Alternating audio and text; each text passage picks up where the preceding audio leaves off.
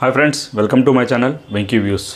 అఖండ తాండవం అఖండ సినిమాకి పార్ట్ 2గా తాండవం అనే ఒక ట్యాగ్ లైన్తో తీసుకొస్తున్న సినిమా అఖండ తాండవం.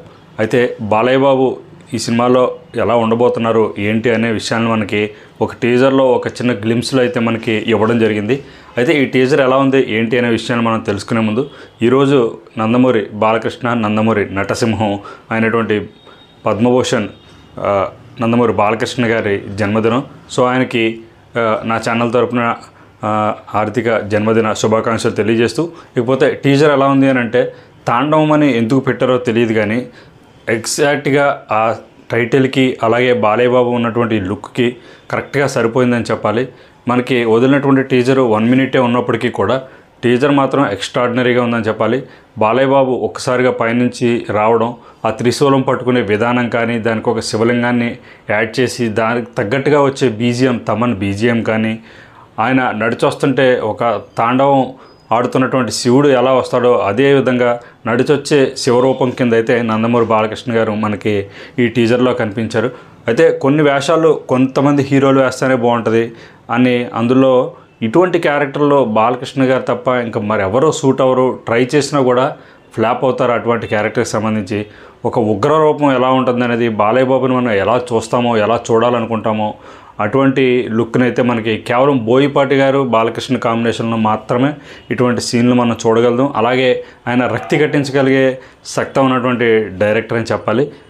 మనం చూసినటువంటి అఖండాలో ఒక నార్మల్ అఘోరా ఎలా ఉంటారో అలాంటి ఒక యంగ్ అఘోరాకి సంబంధించి చెప్పచ్చు మనం. ఇందులో వచ్చేసరికి కొంత టైం పీరియడ్ ట్రావెల్ అయి ఉన్నట్టు మనకి కనిపిస్తుంది. ఒక పెద్ద బియర్డ్ తోటి, పెద్ద తెల్ల గెడ్డంతో ఆయన నడిచొస్తుంటే ఒక రకంగా ఒక గూస్ బంప్స్ వచ్చే సీన్స్ అనే చెప్పాలి.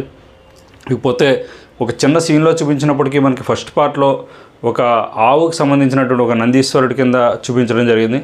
ఆ ఆవును చూపించినటువంటి విధానం కానీ, ఒక్కసారిగా ఆవు తలెలా తిప్పడం, అక్కడ వచ్చేటటువంటి బీజిఎం కానీ, అలాగే త్రిశూలం పట్టుకుని పైకి ఒక్కసారిగా లేపడం, ఆ లేపినప్పుడు వాళ్ళని ఒక్కసారిగా విసరడం, గిరగిరా తిరగడం, ఇవన్నీ కొన్ని సీన్లు మనం చూస్తే ఇదే సీన్ వేరే హీరో ఎవరైనా చేస్తుంటే కనుక మనకి ఇదేంట్రా బాబు ఎలా సుత్తు కొడుతున్నారు వీళ్ళు, మరీ ఓవర్గా ఉంది, ఈ రోజుల్లో కూడా ఇటువంటి సీన్స్ ఏంటి అని అనిపిస్తుంది. కాకపోతే ఇటువంటి సీన్స్కి కరెక్ట్గా అలా అనిపించినప్పటికీ కూడా, అది ఎగ్జాగరేషన్ అయినప్పటికీ కూడా బాలయ్య బాబు చేస్తే మాత్రమే కేవలం రియలిస్టిక్గా ఉంటుంది. దాన్ని అటువంటి ఫైట్ సీన్ కంపోజ్ చేయగలిగే ఒకే ఒక డైరెక్టర్ ఇప్పుడున్నటువంటి డైరెక్టర్స్లో కేవలం బోయపాటి సీన్ గారని చెప్పాలి. ఎందుకంటే ఒక సీన్ అనుకున్నప్పుడు దానికి తగ్గ హీరోని, ఆ హీరో క్యారెక్టరైజేషన్ ఉంటుంది కాబట్టి మనకి ఎక్కడా కూడా ఆ టైప్ ఆఫ్ వేరియేషన్ ఉండదు. ఒకసారిగా త్రిశూలం తిరిగినప్పుడు వాళ్ళ రక్తం ఎలాగెలా ఒక రౌండ్ తిరుగుతున్నటువంటి సీన్ చాలా అద్భుతంగా ఉందని చెప్పాలి. అయితే దీన్ని ఇంకా మన థియేటర్లో చూసినప్పుడు దాని ప్రజెంటేషన్, దానికి ఒక సిచ్యువేషన్ ఎలా ఉంది ఏంటి అనేది చూసినప్పుడు ఇంకొంచెం బాగా అనిపించే అవకాశం అయితే ఉంది. సో డైలాగు ఇచ్చినటువంటి ఒకటే డైలాగ్ కాబట్టి ఆ డైలాగ్ కూడా చాలా ఎక్స్ట్రాడినరీగా ఉందని చెప్పాలి. ఇకపోతే థియేటర్స్ వాళ్ళు ఖచ్చితంగా బ్యాకప్లో ఇంకొక సౌండ్ బాక్స్లు అయితే ఖచ్చితంగా పెట్టుకోవాలని అయితే మనకు అనిపిస్తుంది.